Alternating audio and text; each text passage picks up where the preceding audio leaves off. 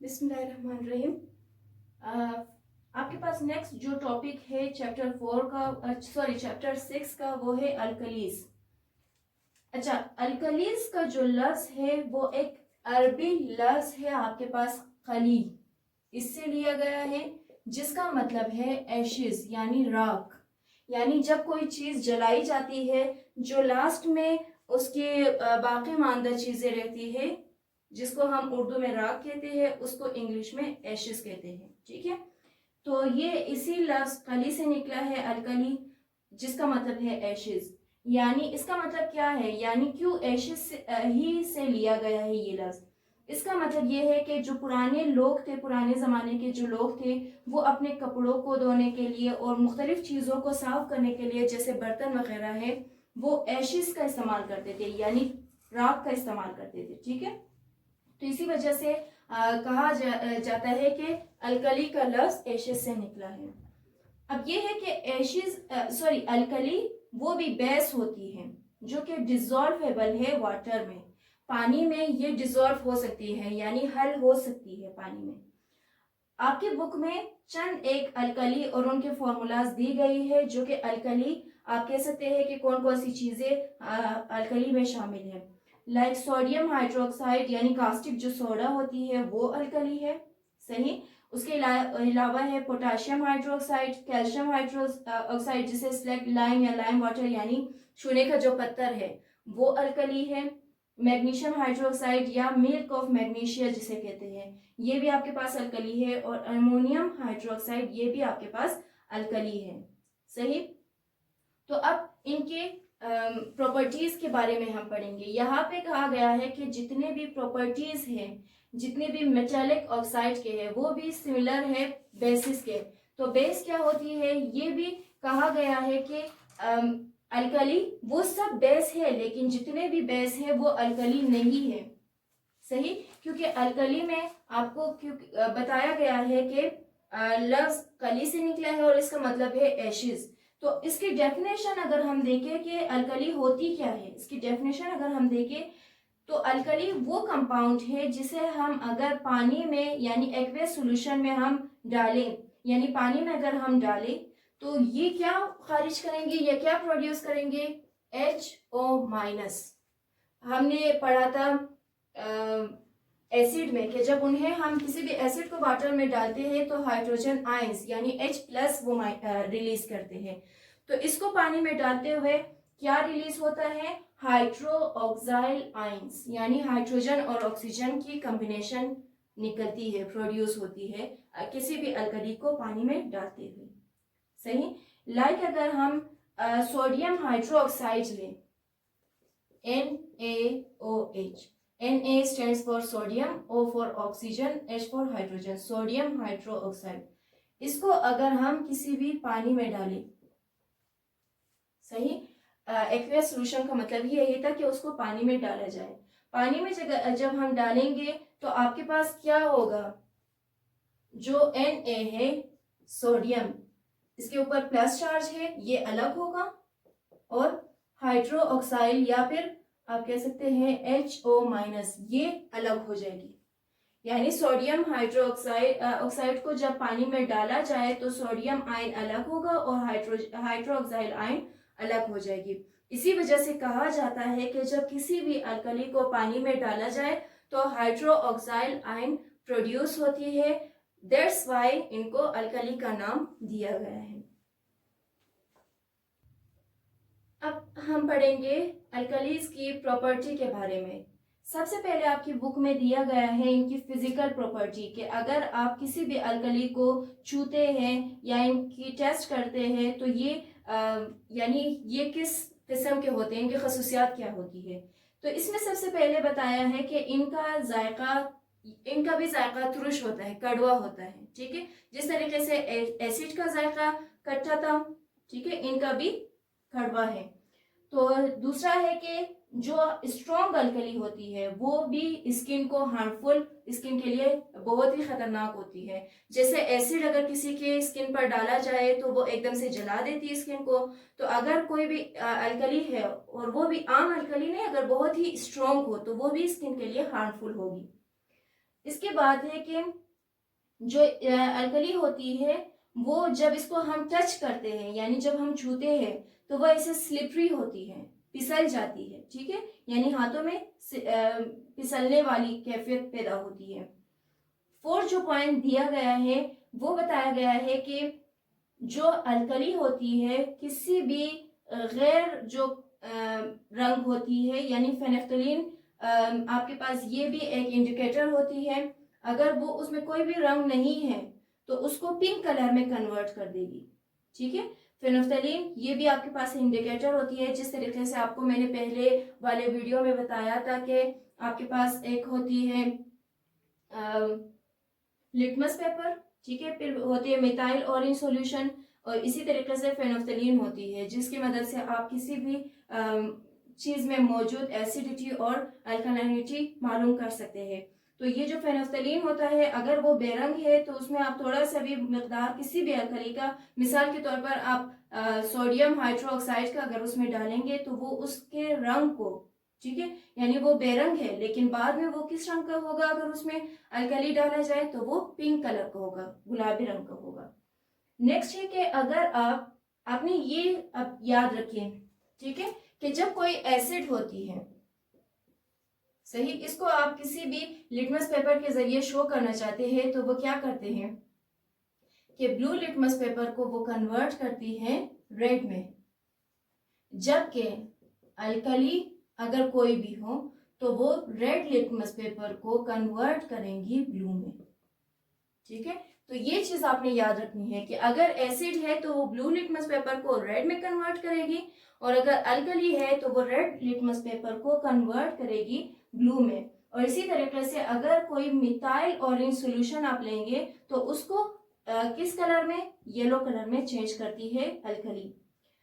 Okay, last जो है वो ये हमने पढ़ा था कि जो एसिड होती है वो किसी भी इलेक्ट्रिसिटी के लिए बहुत ही अच्छा कंडक्टर होता है, यानी उसमें से बिजली पास हो सकती है। तो अल्कली में भी यही कहा गया है कि ये गुड कंडक्टर ऑफ इलेक्ट्रिसिटी है, यानी इसमें से भी इलेक्ट्रिसिटी बहुत ही आसानी से पास हो सकती है।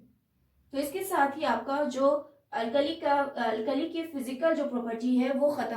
अच्छा, अब अल्कली की प्रॉपर्टी जो है वो केमिकल इनके प्रॉपर्टी में सबसे पहला जो पॉइंट है वो ये बताया है कि अगर किसी भी अल्कली को आप अगर एसिड से रिएक्ट करवाएंगे तो उसके बदले में क्या चीज बनेगी, एक तो बनेगा साल्ट यानी नमक, और दूसरा पानी बनेगा। इस अमल को हम कहते हैं न्यूट्रलाइजेशन रिएक्शन। ये हमने केमिकल रिएक्शन एसिड के केमिकल रिएक्शन में भी हमने पढ़ लिया था। यानी कोई भी अल्कली आप लेंगे सोडियम हाइड्रोक्साइड NaOH और इसे आप रिएक्ट करवाएंगे HCl यानी किसी भी एसिड के साथ, ठीक है, तो आपके पास सोडियम क्लोराइड जो कि नमक है ये बनेगी और पानी बनेगी यानी वाटर। इस अमल को हम न्यूट्रलाइजेशन रिएक्शन कहते हैं। सोडियम क्लोराइड NaCl होता है, ठीक है। तो ये आपके पास इसकी फर्स्ट केमिकल प्रॉपर्टी है कि किसी भी अल्कली को जब आप रिएक्ट करवाते हैं तेजाब के साथ,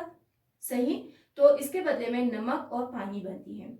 दूसरे इसमें बताया गया है कि अगर अल्कली को हीट दिया जाए यानी गर्म किया जाए, किस चीज के साथ, अमोनियम क्लोराइड के साथ, तो अमोनिया गैस रिलीज होती है। और जो अमोनिया गैस रिलीज होती है उसकी यानी उसके लिए हमारे पास कौन सी फैक्टर होती है कि हम समझे कि इसके लिए यानी अमोनिया गैस रिलीज हो गई है, तो वो एक ऐसी होती है कि उनकी स्मेल चुबाने वाली स्मेल होती है, ठीक है, यानी नाक को बहुत ही नागवार गुजरती है।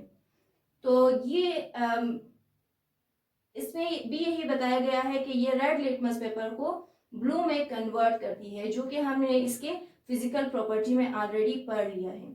यानी कि आप क्या करेंगे, जब भी कोई कैल्शियम हाइड्रोक्साइड को आप अमोनियम क्लोराइड के साथ रिएक्ट कराएंगे, ये इसकी फर्स्ट प्रॉपर्टी होगी। सेकंड में कैल्शियम हाइड्रोक्साइड, ठीक है, कैल्शियम हाइड्रोक्साइड OH2 है को जब रिएक्ट करवाया जाए किस चीज के साथ, NH4Cl अमोनियम क्लोराइड के साथ जब रिएक्ट करवाया जाए तो आपके पास क्या कुछ बनती है, एक तो बनेगा पानी, दूसरा अमोनिया गैस रिलीज होगा और तीसरा कैल्शियम क्लोराइड बनेगी। कैल्शियम क्लोराइड, पानी और अमोनिया गैस, NH3 जी, NH3 यानी जिसको अमोनिया गैस कहते हैं, ये रिलीज होगा। और इस गैस के बारे में हमने कहा कि जब ये गैस रिलीज होगी हम कैसे समझेंगे कि अमोनिया गैस रिलीज हो रहा है, क्योंकि इसकी स्मेल जो है वो काफी यानी पंजेंट स्मेल होती है, नाक को काफी नागवार गुजरती है।